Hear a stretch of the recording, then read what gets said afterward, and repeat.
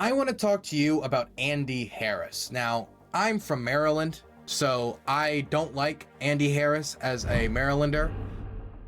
I think the dude is extremely reactionary. I believe his beliefs about taxation are stupid.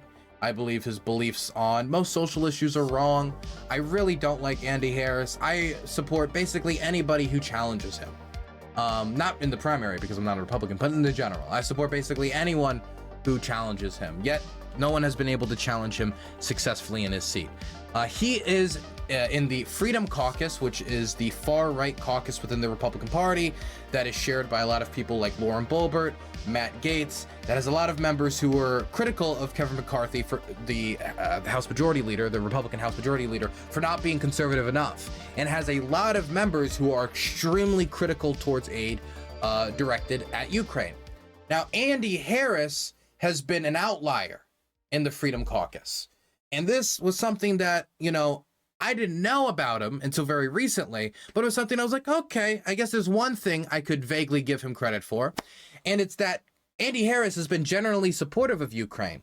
Now, whether that's connected to some deep ideological commitment or the fact that his family actually has roots in the country, I don't know. And roots, I mean like roots from like 80, 90 years ago. So when I say Ukrainian American, I don't mean like Andy Harris is like speaking Ukrainian in the house. I mean like in the same way that I'm Irish American or German American. But still, roots in the country. But recently, Andy Harris has taken a turn. And now he's saying that we simply don't have enough money to give the Ukrainians, and that he's scared of World War III, and a whole host of other stuff. I want to talk about it, and I want to talk about the future prospects of support for Ukraine within the Republican Party, but let's read the article first. It's from Politico. Standing in front of a PowerPoint presentation on the national debt, Representative Andy Harris told his constituents it's about time to wind down direct aid to Ukraine. Is this more than a stalemate? Should we be realistic about it? I think we probably should, Harris said at a Tuesday night town hall held at a public library about 75 miles north of Washington. He said of Ukraine's springtime offensive that was intended to turn the tide of the war, I'll be blunt, it's failed. And he was blunt too about the prospects for victory ahead. I'm not sure it's winnable anymore. Okay, so first thing I'll say here is anybody saying this right now, it doesn't know what they're talking about. And I'm not saying that to be like, oh, it's actually been quite successful. I'm saying that to say that it hasn't even concluded yet. I'm not even saying that it might not fail, even if it's liberated it has liberated villages.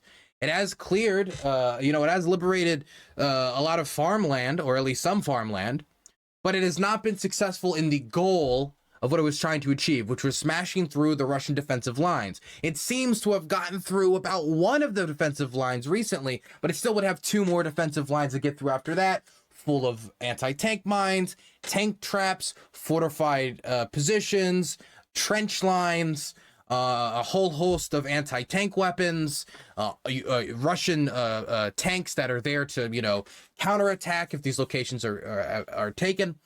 But the counteroffensive hasn't ended. We've got about another month to 2 months until the counteroffensive is over. And the thing that gets me about people jumping to this conclusion right now until the winter has set in, because when the winter sets in, that's when we can, I think, come to long-term conclusions about the success of the counteroffensive. But until the winter sets in, we really don't know for sure how this is going to go. I don't know if you guys remember the Kherson counteroffensive, and I would remind people of how the Kherson counteroffensive went. In the first 72 to 100 hours, I saw so many people taking a handful of reports to say that the counteroffensive failed. Then a few weeks into it, we saw more and more reports saying it was lackluster. They only took a few villages. They only took a few farm fields. But what was happening, and that people didn't see because the Russians weren't going to openly talk about it, is that the Russians were getting whittled down. Their supply lines were getting strained. They had to transport their supplies across the Dnieper River.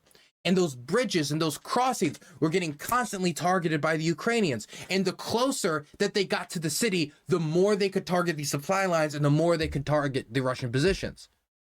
And as the logistics were getting strained by the river and by Ukrainian harassment, as they were getting grinded down upon, eventually it got to a point where their lines were literally going to break, where they had to withdraw. And so they withdrew, and that withdrawal was managed by General Armageddon, the Russian general who cut his teeth in Syria by bombing Syrian cities and Syrian hospitals, Surovikin, who's currently, according to many reports, imprisoned by the Russian government for possibly taking part in some capacity in the Wagner mutiny, but that's a story for another day. We still don't have all the details on that. But for about a month to 2 month period, I forget exactly how long the period was, there was a lot of talk about the counteroffensive failing, and then it felt like everything changed in about a week as the Russian line started to break down and they made the call that they couldn't hold the positions and they withdrew. So there is a real possibility, and most analysts that I talk to reinforce this idea to me, that there could be a moment where one day there's no breakthroughs, a week later the Russian line is just broken through, shattered. Like there is, because all they need is one hole in the line, and then they're going to flood all their reinforcements through. I think a lot of people see these defensive structures, and let me tell you, the defensive structures the Russians put up are extremely serious, but they see all the defensive structures in this area. This isn't showing all of the defensive structures, but they see a ton of defensive structures across the whole front line, and they think, wow, the Ukrainians got to smash all of these? No, they don't have to smash all of these. They need to, like we can see is partially happening here, they would smash through the front line deep enough until they've broken through the 3 lines of all the major defensives, and then they would flood that breakthrough with thousands upon thousands of soldiers, with these brigades that they are already holding in reserves for a situation like this, and that they're still holding in reserves for a situation like this, and then they can flood through it, causing panic in the Russian lines and a breakthrough through Russian defenses. And that could really happen at the drop of a hat. And we won't know it's going to happen until it happens. So saying that it has failed at this point when the counteroffensive hasn't even concluded is getting ahead of yourself. It is getting ahead of yourself. It might fail in its original objectives. That is true. But you can't say this at this point. And he shouldn't be saying this at this point. And he says, I'm not sure it's winnable anymore. Those are unconventional views for a member of the hard right. Those are not unconventional views for a member of the hard right House Freedom Caucus, of which Harris is a longtime member. But Harris is also a co-chair of the and this is important, of the Congressional Ukraine Caucus, whose Ukrainian mother fled communist Eastern Europe after World War II. He remains steadfast in his support for Ukrainian President Volodymyr Zelensky through the early months of the war, and voted for Congress's big standalone Ukraine aid package last year, backing both military aid and humanitarian aid for the tiny nation in the Goliath-sized fight against Russia. Harris is also a senior member of the House Appropriations Committee, giving him an outside voice in his party's spending priorities. Asked in an interview after the town hall whether he'd support another tranche of aid, he sharply hedged, if there is humanitarian monies, non-military monies, or military monies without an inspector general, I'm not supporting it. Now, this is a pretty important caveat. What you could vaguely translate this into is, unless you guys drastically increase the amount of oversight we're seeing with this aid, then I'm not going to support any more aid. So even in this article where he's poo-pooing the, Ukrainian chances of success, he is also saying, even if he didn't say it directly, that he's not necessarily counting out being in favor of more aid with some preconditions. Let me read a little bit more because it talks more about his objections and I want to talk about them. Harris's new tone on Ukraine aid is one more sign of the GOP's shifting ground on the issue, and it's a preview of just how much of a headache the issue will be for Speaker Kevin McCarthy when lawmakers return from recess next month. President Joe Biden is seeking $24 billion in emergency funds for Ukraine this fall, a request that will need to go through GOP conservatives whose position on aid sounds a lot like Harris. I do want to say, though, it doesn't need to go through all GOP conservatives. It just has to go through enough to pass. So he doesn't need to convince every single GOP conservative. He just needs to convince enough to pass. And as of right now, when you see that there is still about a decent chunk, the majority of Republicans in the House still are in favor of aid to Ukraine. And the reason I say that is that there was a vote about 2 or 3 weeks ago that Matt Gaetz put forward that would have stopped any further aid to Ukraine. And the only people that voted for it were Republicans, but it was 33% of House Republicans, meaning 66% of House Republicans didn't vote in favor of it. That doesn't mean they voted against it. Many of them probably abstained because they saw the issue was too politically toxic, but they also don't want to lose the support of people in their district who might be pro-Ukraine. Maybe they have Ukrainian people in their district that they don't want to piss off, or maybe they just are trying to avoid the toxic issue altogether. And that's something I've been told by a lot of lobbyists on this issue, a lot of Ukrainians who go to the Capitol Hill to try to describe the war, that they hear from a lot of them that they actually do support Ukraine, but it's become too toxic for them to be public about that support or for them to vote in favor of pro-Ukrainian legislation.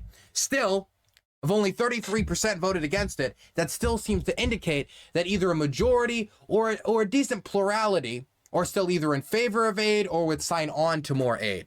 And so if we can convince just enough of them to get the aid through, then the $24 billion should be able to get through. And like Andy Harris is saying here, there are other compromises that could possibly be made, not even now, but possibly down the line, to continue this aid to Ukraine. Among the many concerns Harris laid out, the prospect of fraud or waste.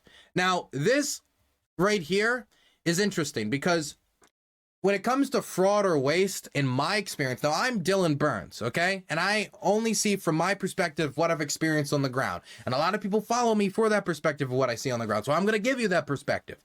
From what I've heard from the grapevine of talking to people, most of the corruption when it comes to military aid that I've seen or I've heard about is either like, oh snap, that box of grenades went missing.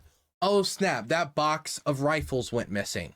Or this is something that I've heard a few times. Wow, this is really low quality body armor that is being produced here. They're really cutting the corner. This is like cardboard. That's something that I heard was going on in southern Ukraine, in Kiev and Ri, actually. I heard that a few months ago from a buddy. I think that might have been 6 or 7 months ago I heard that. I don't know if that's still going on. But anyway, that when we talk about American aid to Ukraine, you can't like cut a little off the top of a Bradley. You can't like cut a little off the top of an Abrams or a Leopard, unless you're like unless you're sneaking out like parts of it to sell on the black market. It's going to be pretty difficult for a tank to go missing and for somebody to be like, oh, I don't notice anything different here. I had 3 tanks, now I have 2. Well, I guess it is what it is. It's a lot harder. Right? So when it comes to the bigger vehicles, I don't think fraud and waste is that big of an issue. Most of the corruption in Ukraine, in the experience that I've had, or from what I've heard from others on the ground, has to do, and this is the stuff that I do think is of concerning, the possibility of development aid or aid to rebuild possibly being misused, or funds that have been allocated to certain companies to rebuild actually just being a front for people to pocket some money. Let me give you guys a story. There was a story recently of some buildings in Bucha being repaired. And one of those buildings were managed by a shell company that didn't really have any experience in rebuilding or construction whatsoever. It was a brand new company founded just for this purpose. And it got not 3.5 million. I forget the exact amount of money, but a lot of money to rebuild a building in Bucha. So what they did is they went in there, tore everything up. Then it rained. It made it 10 times worse because like the flooding like ruined the innards of the building and all the electronics and stuff like that. And then afterwards, they got paid to also fix all the damage they themselves did. That would be an example of corruption that I think there's a problem with, right? But that's not that you can't like do that with a tank. I'm not saying it's impossible to be corrupt in the military. Obviously, you have possibly you could have problems with wages. That was something that was a big issue in Afghanistan, with commanders pocketing the wages of their soldiers and just telling them to go home. But in my experience, it seems to be with projects like that. Another instance of corruption in Ukraine that has gotten a lot of attention recently has to do with military recruitment. That would be the one thing when it comes to military corruption that I know for sure has happened. And Zelensky has responded to it. And I've covered this on the channel before, but what was happening is that military recruiters were working with doctors so that when people come to them with 3,000, 4,000, 5 to 6,000, it's a range of 3 to 6K USD, American, they give them the money, then they send them to a doctor. This doctor then gives them a white slip saying they're too sick to fight, they get out of service. And there were people, military recruiters, buying, or at least one, bought a $4.5 million Italian villa by engaging in this kind of corruption. That is corruption that needs to be cracked down upon. Zelensky responded by firing every single recruitment head in every oblast, every region in Ukraine. So that meant like 33 people. And he's launching an investigation into all of them, and he's going to replace them all with injured soldiers, soldiers who got injured on the front line. I think that was brilliant. I thought it was a great move. It's only going to be, a wait and see approach to see if it's effective. But he said that he was taking these people who were injured on the front line so that, number one, if they want to, they can serve the country in a new way, since it's going to be a lot harder to, fight on the front line if you only got one leg, right? But also because if you've been injured on the front line, if you made that kind of sacrifice for your country, you're going to be a lot less likely to engage in the cynicism of corruption. You're going to be a lot less willing to say, yeah, sure, go off. You don't need to serve. I only lost my leg for this. You can get out of it, Mr. Rich Kid. Lot less likely. Or at least that's the idea of the Zelensky administration. But anyway, that's my thoughts on fraud and waste in Ukraine. Rising U.S. food prices. I don't know how exactly this relates to aid to Ukraine. Maybe this is in relation to the fact that the Russians are bombing Ukrainian grain exports, but then the solution would be to protect Ukrainian grain exports or help Ukrainian grain exports, not stop supporting Ukraine with air defense and stuff like that, which would make it just easier for the Russians to have air domination over the country so they can further destroy Ukraine's, grain infrastructure and food infrastructure. But I don't know what he means in relation to this. The possibility of starting World War III by bringing Ukraine into NATO. Okay, so this one. The possibility of starting World War III by bringing Ukraine into NATO.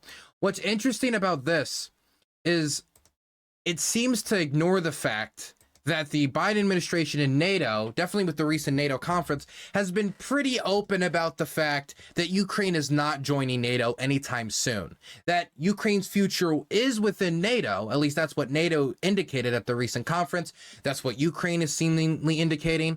That's what multiple NATO states have indicated. That their future is within NATO, but them joining NATO during this war is just a no-go. There is a fear that if Ukraine joins NATO while a war with Russia is ongoing, that could drag America and all the other European states into a hot, direct war with the Russian Federation, a nuclear-armed state.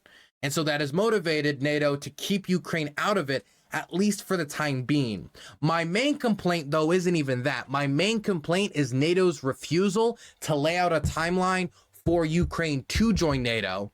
If we've already decided that that their future is with NATO, then there should be a timeline laid out. At least that's my opinion. But if Ukraine can't join NATO during the war, is the fear that just the fear that Ukraine could join NATO after the war enough to motivate Russia to use a nuke in Ukraine? I mean, I just don't buy it. I don't buy it.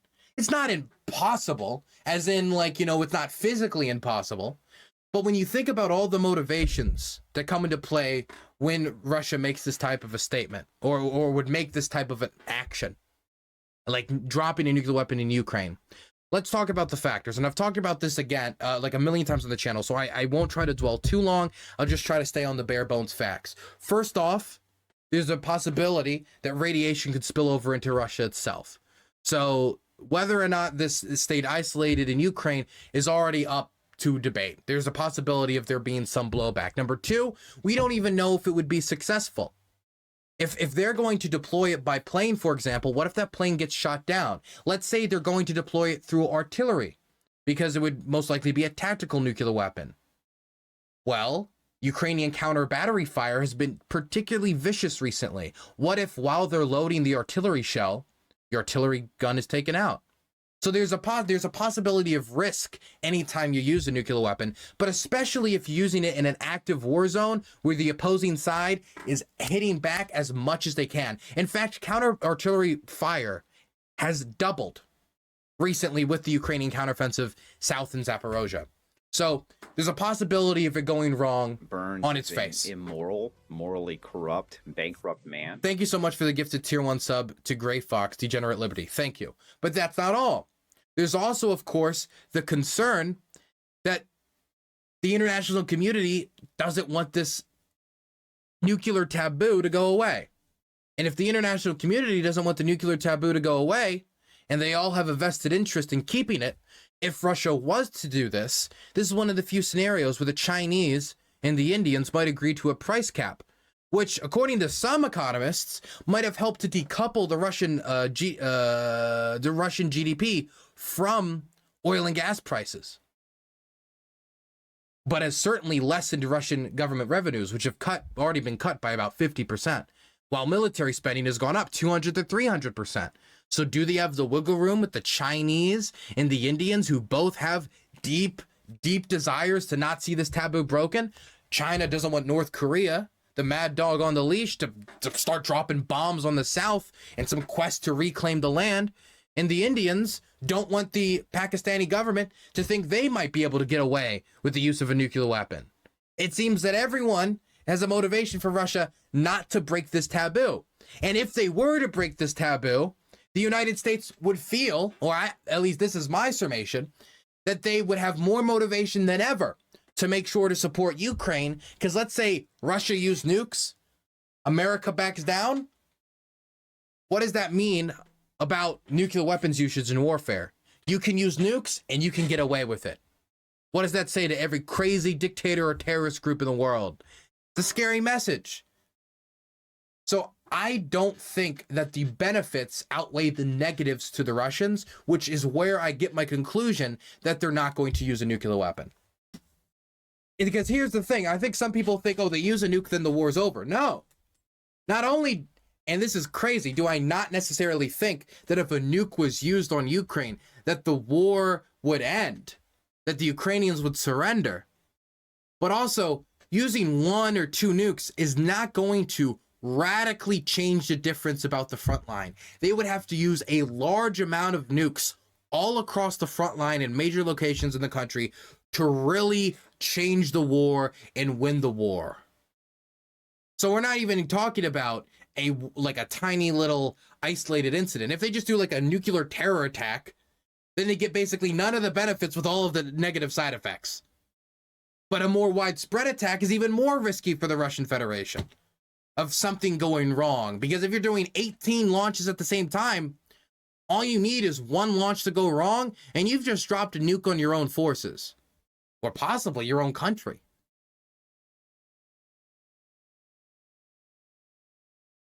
Anyway, I don't think they're going to do it. That's my conclusion. I don't think they're going to do it. And even just listen to the Russians when they talk about the use of a nuclear weapon. This is the real kicker. This is the thing that really convinced me. If you listen to how the Russian government, Putin's administration, Peskov, or Putin himself is always, of course, the best one to go off of. Listen to how they talk about nuclear weapons usage in relationship to this war. Number 1, they've de-escalated the rhetoric massively. When's the last time you heard Vladimir Putin or the people in his immediate inner circle that speak for him and his administration? When's the last time you saw them making a nuclear threat?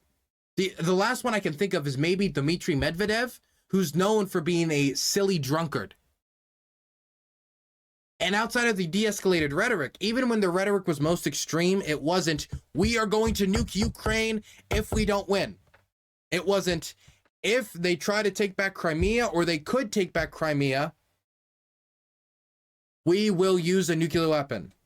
There's never a commitment to use a nuclear weapon. There's always a vague statement about using nuclear weapons. It's never, if you do this, we will use a nuke. It's always, we reserve the right as the Russian Federation to use nuclear force. they're leaving always enough wiggle room that they never have to commit to it, and so they never have to do it, and so they don't degrade their word when it comes to their threats. It's saber rattling, or at least so far it's been nothing but saber rattling. They've taken none of their actions on the ground or in the air to actually reposition themselves to strike and destroy the West and the world, or use nukes to destroy Ukraine. They've taken none of the actions on the ground to do that, which is why the American government hasn't increased its nuclear readiness level. Anyway, I don't believe that nuclear war would happen.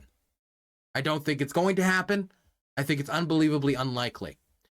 As for a conventional war with the West, assuming that Putin makes a decision, well, I can't use a nuke because that's a terrible idea, but I'll have a conventional war with the West, I even think that one's more crazy in a way, even though using a nuke is crazy, because if Russia can't win a war with Ukraine, how are they going to win a war with Ukraine, Poland, Estonia, Latvia, Lithuania, Finland, Sweden, Germany, France, the United Kingdom, the United States, Australia, New Zealand, Turkey, Romania, Hungary? I mean, and I haven't named all the countries. I'm just naming a lot of them. So it does, to me, it doesn't make much sense. But here's the last one, and this is the big thing I wanted to talk about. And this is the thing that really got me angry. Definitely when we're talking about Andy Harris. But most of all, the cost. I'm sorry, we don't have that kind of money, Harris said, pointing to the $1 trillion U.S. deficit in the post-COVID years. And now he has joined the chorus of GOP hardliners on Capitol Hill who are pushing for a negotiated end to the war. I think the time has come to realistically call for peace talks. I know President Zelensky doesn't want it, he told the crowd hall, but President Zelensky, without our help, he would abjectly lose the war. And with our help, he's not winning. It's a stalemate now. So there's a few things I want to say here. Number one, it depends on what you define as winning. If winning is they denied the Russian objectives, they've already achieved that. The Russian objectives was to overthrow the Ukrainian government and conquer Ukraine. That didn't happen. And then there was reeled in objectives that were a lot more vague, denazification, demilitarization, but demilitarization? No. Ukraine's more militarized than ever. Denazification? Well, that's a lot more vague, and it's hard to imagine that a bunch of, Russian neo-Nazis and Rusich are denazifying the country, but most people have translated that to mean regime change. And that has not happened. Protection of Russian speakers in Ukraine. More Russian speakers are dead than ever in Ukraine, in large part due to Russian bombs. So they failed on that front. On every front they've failed. Even the most reeled in of their claims, like we're gonna liberate all of Donetsk and Luhansk, we're gonna liberate the Donbass. They haven't even been able to achieve that.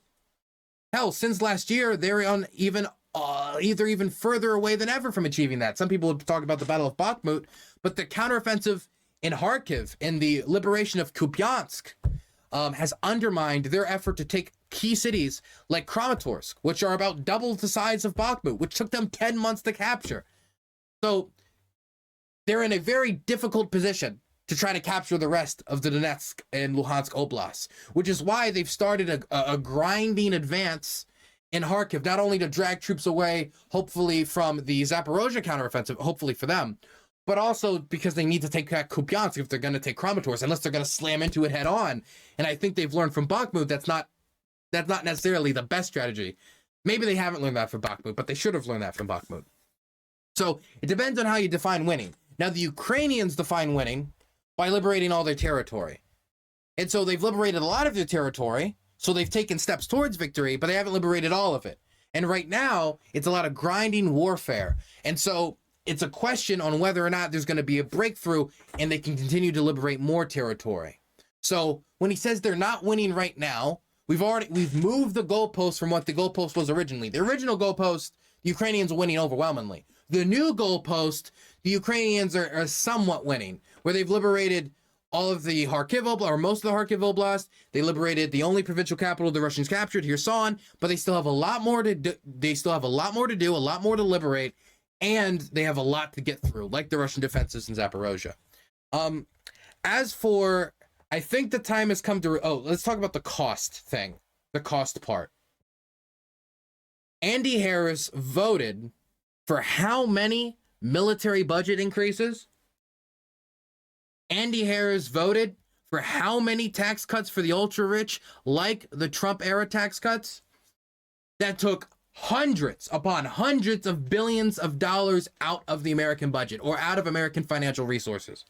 And I'm talking about American dollars and dimes, cash moolah. I'm not talking about gear from 50 to 60, 70 years ago. I'm talking he's confirming current American dollars to be spent to increase military budgets. Current American dollars to be taken out of the federal budget by lowering taxes on the ultra wealthy, which is where the majority of Trump's tax cuts were focused. Hundreds upon hundreds of billions of dollars taken out. Tens of billions in military budget increases. Dozens of billions, actually. And you're telling me he can't find the money for this? Definitely want a lot of it. When we say money for Ukraine, we don't even necessarily mean money for Ukraine. In many instances, like for example, the M113 troop carriers that we put in service originally in the 1960s. So we're talking about something over that's been in American use for about 83 years. And I think in 2007 or 2009, it was removed out of service, or they were moving to remove it out of service. They stopped production in 2007, and they've been moving to replace it with Bradley fighting vehicles ever since. Bradley troop carriers, like just Bradleys, you get the idea. Those vehicles have been sent over to Ukraine. But when we count the money or how much that costs, we're counting it as its original construction price, even though that has been in American service for dozens upon dozens of years, and we're never going to use it again. But we count its original construction price as the amount of money and aid that we've sent when we send it over. So if it originally cost, let's say, $20 billion to make, but it's now worth, $20 million to make, and it now costs $5 million, or now it's worth $5 million, when we sent it over, we're going to say we sent them $20 million in aid, not $5 million in aid, even though that's how much it's worth. So not only can we not use it anymore, but we're also bloating up the amount it's worth when we send it over. And a lot of times a lot of the older equipment that's getting sent over, like the newer Leopard 1, not the newer Leopard 1s, but the Leopard 1s from Germany, the 50 that they're sending over, 20 of them are going to be scrapped. The Germans were never going to use those tanks. So when we're saying we can't afford it, a lot of the gear we're giving, definitely the old Soviet gear that we're giving them, or we're getting a lot of our European allies to give them, we're not taking that out of the budget. The only thing that costs us is the fucking transportation costs and possibly the training to just let them know how to do it. And sometimes the Ukrainians try to handle that on themselves. But the conversation about aid to Ukraine is unbelievably simplistic. Not only is it simplistic when it comes to, well, I just think everything's just like a dollar. And this is a dollar that we could have used on the homeless crisis. We could have used on this. But now we can't because we send it over to Ukraine. We can't take these troop carriers and give them to homeless children and say live in them. I remember somebody responded to one of my messages about aid to Ukraine, and they said, man, send cluster munitions to Ukraine instead of helping Flint, Michigan. You fucking troglodyte. Fine, okay, let's send the cluster munitions to Flint. They've deserved cluster munitions for years. That's what they need. They need cluster munitions. They need bombs that can cover 3.5 fucking football fields. That's what the people of Flint, Michigan want. Let's go send the Abrams to the homeless. That'll surely solve the issue. But it's already so simplistic. But if Andy Harris is so concerned about the budget, why is he agreeing to the military budget increases? And also, why is he agreeing to the massive tax cuts that are like triple or quadruple the amount of money that we've sent to Ukraine? If he's so concerned about the budget deficit. And how loud was he about the budget deficit when we had the largest budget deficit in modern American history, I believe, under the Trump administration, outside of, I think, the Iraq War? And we weren't fighting no Iraq War during the Trump administration. I guess we were finishing Operation Inherent Resolve at the end of it. It was just he wanted to massively increase tax cuts for the ultra wealthy, and that was the outcome. Is a massive increase in the deficit, and then he left the office with us an economic catastrophe. And Biden And the Biden administration, and the people of Capitol Hill had to find some way to try to dig us out of that recession. Of course, COVID was a factor. I'm getting off topic. Point is, if he really cares about the budget deficit, why is it just when it comes to Ukraine? Why not the other issues? Why is it when it comes to equipment that we can't even convert into American dollars unless we were selling it for scrap? You would think for somebody who's the co-chair, there'd be more nuance on this position, or more nuance when he's talking to his constituents about it. But I mean, I don't like Andy Harris, so I mean, this isn't that surprising to me. Either way, the main thing I want to take from this story, or I want people to take from this story, isn't like, man, Andy Harris is bad. It's that the Republican Party continues to have anti-aid to Ukraine sentiments, anti-Ukrainian sentiments rise and rise and rise among the fringes, with even the most pro-Ukraine members of the Freedom Caucus, which of course it's still the Freedom Caucus, starting to flip. The Democratic Party has been pretty consistent in supporting Ukraine, even if you can make the argument that they weren't fast enough.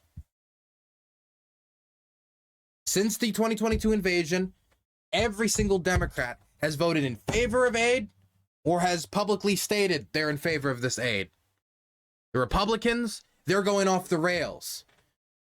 I'll be surprised if they can keep 50% of Republicans in the House and Senate in favor of aid for much longer if current trends continue. Just shows that it's more important than ever to get the message about why it's so important to support Ukraine out there. Because I know that we would have more support amongst the American public for aid to Ukraine if they knew the information about what it was like on the ground. I know that because there's data on it. Data showing that when you inform Americans about how much land has been liberated, when you inform Americans about how much the Russians have lost in this war, when you inform Americans about some basic facts about the conflict that they're not hearing on breaking news headlines or on MSM or on their podcast because it's not what brings in the views, you see 10 to 15 to 18 point jumps in aid to Ukraine, even with the majority of Republicans in the base supporting Ukraine, 59% after they're told this information. But the Republican Party currently is trending downward when it comes to supporting Ukraine. And it's something we got to keep an eye on, and we got to get ready for that fight.